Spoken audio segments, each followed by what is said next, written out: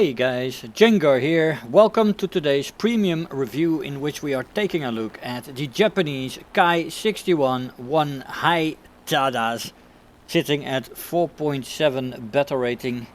The Ki-61s are planes that I have not flown in a long time, but in the beginning, as I was not yet the pilot that I am now, I always found them difficult planes. But I had a lot of fun in this thing. I had good times, by the way, in the Ki-61s in my old AB days. But as I made the transition to RB, these planes were kind of difficult for me in the beginning. But I did find the plane very effective now. I did have a lot of fun in it. It is also quite a fast plane, 4.7 beta rating, as I said. Maximum speed in this plane at sea level without WEP 487 kilometers an hour. With WEP 500 at 4,500 meters, 462, and with WEP 473, and finally at 6,500 meters still go up to 420 without WEP and 422 with WEP. That the plane still holds 420 kilometers an hour in a straight line at 6,500 meters when it only reaches 487 at sea level is amazing. That drop is only 67 kilometers an hour, and that is not a big drop when it goes on altitude. So this plane is actually quite good on altitude, quite fast. You also see it in duels with other planes. You often catch people, and it is only the real true high altitude performers that, you know, they can equal you or best you when it comes to speed in a straight line. This plane is also good in a dive. The top speed in a dive is 808 kilometers an hour before she redlines and 870 before she rips apart. That is good. I mean, it is not the absolute best. For example, Thunderbolts can outperform this thing in a dive, and the 190s might be able to do that as well.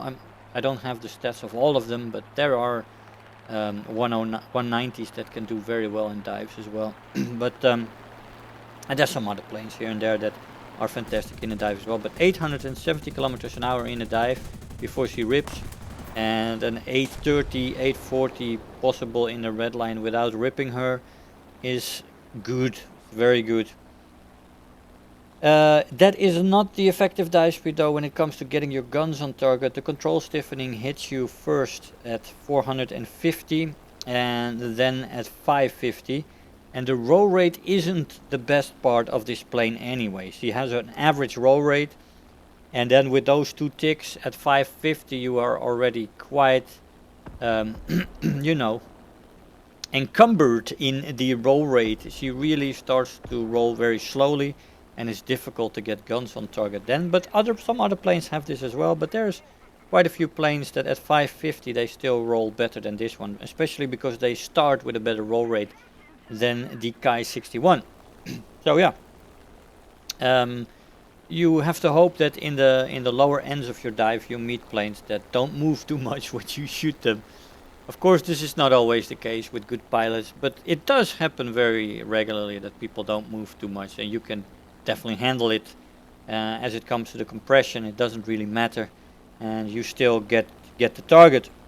But I do have to warn you that at 550, when you face a competent pilot in a plane that rolls better than this one, you might have difficulty getting the guns on target. The stall speed in the plane is 160, which is not particularly good, it's average. Firepower is good though, with two 20mm MG 151 cannons with 150 rounds per gun. The good old German engineered machine guns 151, and they are not machine guns, of course, the MGs, but they are fantastic cannons, we can say that. And the ammo load is decent. 150 rounds is not spectacular. You do also have two 12.7mm HO 103 machine guns with 400 rounds per gun. That is also quite decent. Yeah, ammo loads are decent, nothing more than that. You can also equip some bombs, 2 times 50 kilogram, 2 times 100, and 2 times 250, which is quite good. Acceleration in the plane in a straight line is decent, and in a dive it's actually good. She performs better in a dive when it comes to that. The energy retention is good both in the horizontal and in the vertical, but that is hindered by the stall speed. Stall maneuvers are risky because of the early stall in this plane. For the rest, she does have good climb rate to compensate, and she's good in the vertical when it comes to loss of energy. But all in all, there is quite a few planes that can outperform you in the vertical when it comes to stall maneuvers. So you have to pay attention when that happens. I would still say this plane is good as an energy fighter, but in the stalling with that stall speed, you have to pay attention. What am I facing? How is this plane in its energy state, and how can I deal with it? Of course, that's always the case, but yeah. Turn time in the plane is decent and good with flaps. Flaps only rip off at 590 kilometers an hour, which is actually quite good. She can take a good amount of planes in a turn fight. Only zeros you won't face because you're the Japanese yourself. Although in mixed battles you can of course face a zero here and there, and we have a few premium zeros. But Spitfires will be difficult. The dedicated turn fighter will be difficult, but anything else you can out-turn with the flaps deployed. That's good. And they only rip off at 590, as I said, so that's nice. Roll rate is a weak point, definitive weak point in this plane, with only average. Overall maneuverability then decent, which is alright for this plane. Good on high altitude, that's where you want to go first, and then boom and zoom your way down, and energy fight if you have to. And then it can turn in a pickle as well with the flaps deployed. This plane is really quite well performing jack of all trades, I would say. The overheating is present, but manageable. You can definitely overheat the plane with WEP. It's not too difficult to do that. But it also cools down fairly quickly, and like I said, it's manageable. You just have to keep an eye out. Not too much even. Durability in the plane is decent to good. It can take a good bit of damage. And yeah, I quite like this plane. Can't say otherwise. It's the only reason that you can say that this plane, why is this plane in game, is, well, there is already quite a few Ki-61s in game.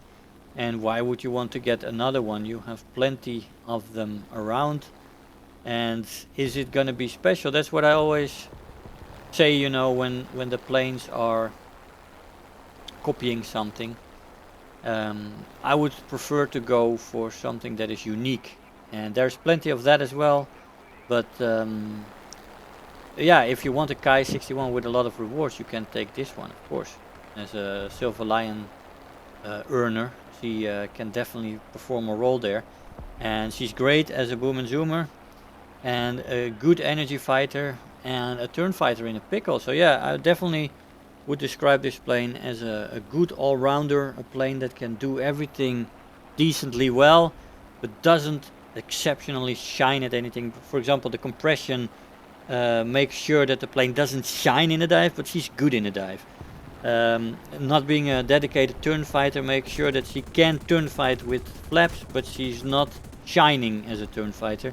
And as an energy fighter with the stall speed, she has good vertical energy retention, good climb rate, so she has good elements to it, but the stall speed makes it that she doesn't shine or excel in it.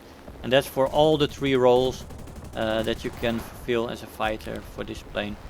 That she doesn't shine in them, but she's good in all 3 of them. And that is something great to have as an experienced pilot, but also as a beginning pilot. It makes you quite versatile. It makes the plane a forgiving plane that you can help you perform. And and in the hands of a veteran, it is a lethal plane that can do everything. And it's a dangerous plane. A lethal weapon, we would say, huh? And as a beginner, you have a plane that compensates for your shortcomings that you're still working on. It can compensate for you not being able to turn fight very well. Well, it does turn fight well with flaps. And the flap don't rip off immediately, so you don't have to manage your flap usage too much, because the things will not rip off at a moment's notice. And in a dive it won't rip too quickly, and you have parameters that help you as a beginner to perform well. This plane definitely will help you perform as a beginner. So there's lots of reasons to buy this plane. It is not a unique plane though. There's, I think, 3 Ki-61s in the regular Japanese line, so plenty of them. 3 or 4, I think it's 3. Well, whatever. You'll check that. Plenty of joy to be had though in this plane. Let's see what kind of rewards we get. It has a good Silver Lion booster, this thing. But we get Final Blow, Terror of the Sky, and Bulletproof, 117,000 Silver Lions and 20,000 research points. I'll see you in the conclusion. Hey guys, so here we are after the match. Now, as I said, it is not unique. The Ki-61 hei Tadas. It's a whole mouthful, man. It's a whole sentence. But 4.7 battle rating, good rewards, fantastic Silver Lion modifier, a good research point modifier as well, and a plane that will definitely help you perform, as I said. Good jack of all trades, very versatile, so you can do everything well. Doesn't shine in anything particularly well. There's a damper to all 3 rolls that makes it below excelling, just good. But still, to find a plane that can do all 3 rolls good, that's nice. I always like these planes. It's so easy to transition between the rolls and to have a lot of fun in it. And yeah, forgiving plane, as I said. So definitely something you can look for. There's a lot of competition though at this battle rating for premiums. And it's a difficult choice to make. Anyway guys, I hope you enjoyed the video. I want to thank you all for watching, and I'll see you guys next time. Bye bye. If you're new here, make sure to hit the subscribe button, become part of this community. If you are already a subscriber, don't forget to like the video, do leave me a comment, and if you really feel like helping out today, make sure to share the video with your friends and let them know about the channel.